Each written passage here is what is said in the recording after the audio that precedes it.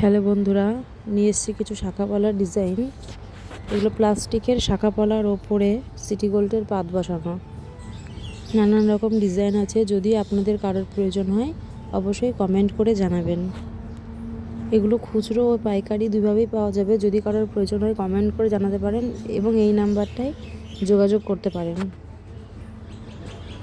আমার এই চ্যানেলটি নতুন খোলা, আপনারা সাবস্ক্রাইব করে আমার পাশে থাকবেন।